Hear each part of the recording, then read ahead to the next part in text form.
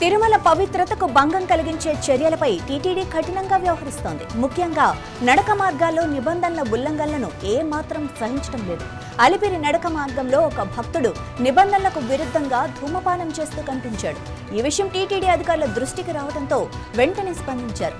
భక్తుల మనోభావాలను దెబ్బతీసే ఇలాంటి చర్యలను ఖండిస్తూ సదరు వ్యక్తిపై పోలీసులకు ఫిర్యాదు చేశారు.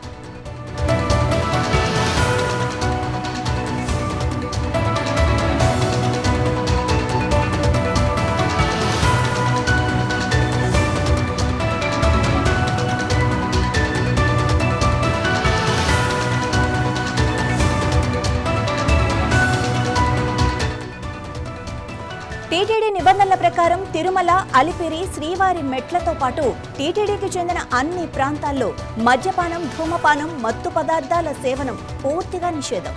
ఈ నిబంధనలు తెలిసినా సదరు భక్తుడు నడక మార్గంలో ధూమపానం చేయటం పట్ల టీటీడీ తీవ్ర అభ్యంతరం వ్యక్తం చేసింది.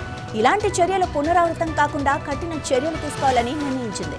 నిబంధనలు ఉల్లంఘించిన వ్యక్తిపైనే కాకుండా తనిఖీల్లో నిర్లక్ష్యం వహించిన సెక్యూరిటీ సిబ్బందిపైన క్రమశిక్షణ చర్యలు తీసుకుంటామని టీటీడీ స్పష్టం చేసింది. భవిష్యత్తులో ఇలాంటి ఘటనలు జరగకుండా నిఘాను మరింత పటిష్టం చేయాలని టీటీడీ యోచిస్తోంది.